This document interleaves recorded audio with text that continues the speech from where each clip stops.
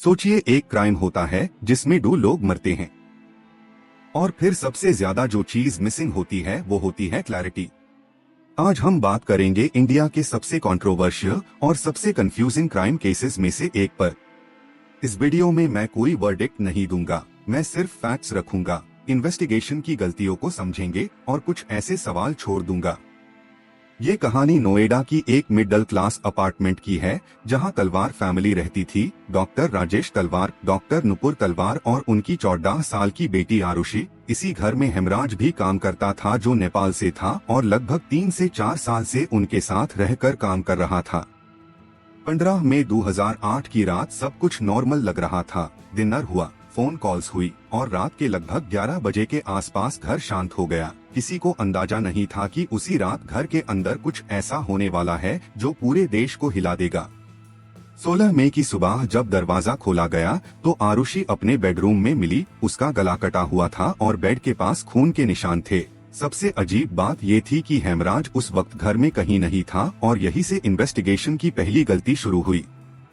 Police ने बिना पूरी इन्वेस्टिगेशन के शुरुआत में ये मान लिया कि हेमराज शायद इस केस से जुड़ा हुआ है और घर से गायब हो गया है, लेकिन उस वक्त ये बिल्कुल क्लियर नहीं था कि वो जिंदा है या नहीं। और सबसे बड़ा सवाल यही था कि अगर हेमराज सच में इन्वॉल्व्ड था तो वो अचानक गायब कैसे हो गया।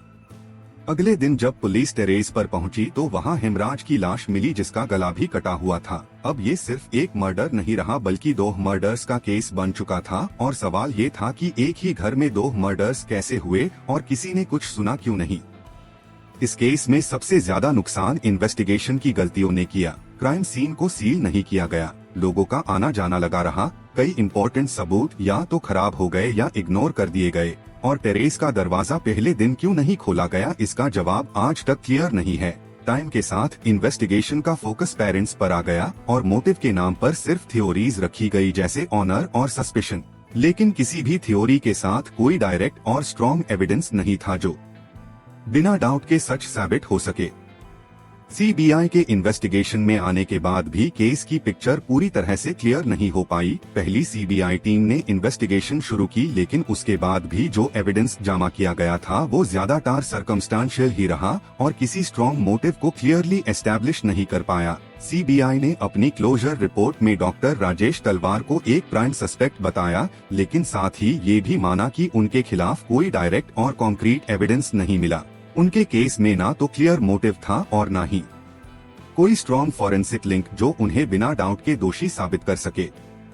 बहुत सारी डिबेट्स और क्रिटिसिज्म के बावजूद सीबीआई ने ये भी एक्सेप्ट किया कि इन्वेस्टिगेशन के दौरान कुछ इम्पोर्टेंट एविडेंस मिसहैंडल्ड हो गया या फिर मिसिंग था, जैसे मर्डर वेपन और क्राइम सीन से जुड़े कुछ जरूरी कपड़ों के पीसेस। क्लोजर रिपोर्ट में ये भी लिखा गया कि इन्वेस्टिगेशन की पूरी सीक्वेंस को लॉजिकली रिकॉन्स्ट्रक्ट करना मुश्किल हो चुका था, इसलिए केस को रिपोर्ट वाइज क्लोज कर दिया गया। लेकिन पब्लिक और लीगल सर्कल्स में ये सवाल उठता रहा कि क्या ये क्लोजर सच में सही था या फिर इन्वेस्टिगेशन में सीरियस लैप्सेस जिन्हें नजरअंदाज कर दिया गया।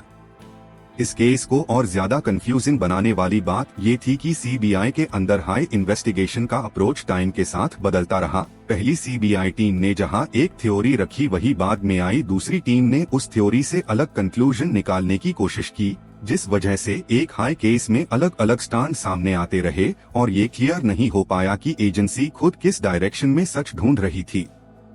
कोर्ट प्रोसीडिंग्स के दौरान भी ये बात सामने आई कि इन्वेस्टिगेशन में कई बड़ी गलतियां हुई थी। कोर्ट ने खुद कहा कि क्राइम सीन को शुरू से सही तरह हैंडल नहीं किया गया, एविडेंस कलेक्शन और डॉक्यूमेंटेशन में लैप्सेस रहे और जो प्रूफ प्रेजेंट किए गए वो इतने स्ट्रॉन्ग नहीं थे कि उन पर बिना किसी रीजनेबल डाउट के कन्विक्शन दिया जा सके।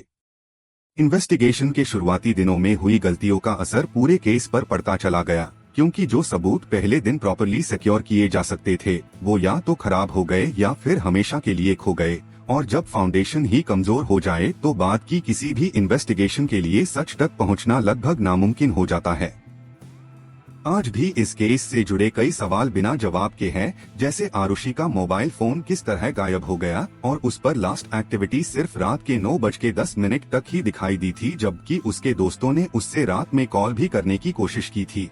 हेमराज का फोन कहाँ गया और कैसे उस पर सुबह तलवार के लैंडलाइन से कॉल पिक हुआ लेकिन फोन तुरंत डिस्कनेक्ट भी हो गया था। ये बहुत बड़ी मिस्ट्री है क्योंकि पुलिस ने कभी ये आइडेंटिफाई नहीं किया कि फोन किसने उठाया था और इसका ट्रेस पंजाब तक जाने के बाद भी कोई प्रूफ नहीं दे पाई। एक और बड़ा सवाल ये है कि हेमराज टेरेस तक कैसे पहुंचा था, जबकि टेरेस का दरवाजा पहले दिन नहीं खोला गया था और कीज भी मिसिंग थी। आरुषि और हेमराज दोनों के मोबाइल फोन्स काफी देर तक एक्टिव नहीं रहे। आरुषि का फोन बाद में एक पार्क के पास मिला जिसे एक मेड ने ढूंढा था और उसकी मेमोरी भी वाइप की हुई थी। इस पूरे केस में कभी स्पष्ट तौर पर ये नहीं बताया गया कि फोन और टेरेस की चेन के बीच क्या लिंक था और ये सब कैसे हुआ। इसी वजह से ये सवालों का सिलसिला आज भी चालू है और किसी को भी कोई ठोस जवाब नहीं मिल पाया। ये कहानी सिर्फ एक क्राइम केस नहीं बल्कि एक ऐसा रिमाइंडर है जो हमें ये याद दिलाता है कि जब इन्वेस्टिगेशन शुरू से ही गलत डायरेक्शन में चली जाती है और गलतियों को सुधारने के बजाय उन्हें इग्नोर किया जाता है तो धीरे धीरे सच भी कमजोर पड़ने लगता है और जस्टिस सिर्फ फाइल्स तक सिमट कर रह जाती है। इस पूरे केस में सबसे दुख की बात ये रही कि इतने बड़े और सेंसिटिव मामले में भी क्राइम सीन की सेफ्टी, एविडेंस की प्रोटेक्शन और सही सीक्वेंस को समझने पर उतना ध्यान नहीं दिया गया जितना दिया जाना चाहिए था। और जब सिस्टम हाई लड़खड़ा जाता है तो फिर सच का सामने आना और मुश्किल हो जाता है। टाइम के साथ साथ गवाह यादें धुंधली हो जाती है, सबूत खत्म हो जाते हैं और सवाल सिर्फ सवाल बनकर रह जाते हैं। इस केस में भी ऐसा ही हुआ जहां सालों के बाद भी ये क्लियर नहीं हो पाया कि असल में उस रात क्या हुआ था और कौन जिम्मेदार था।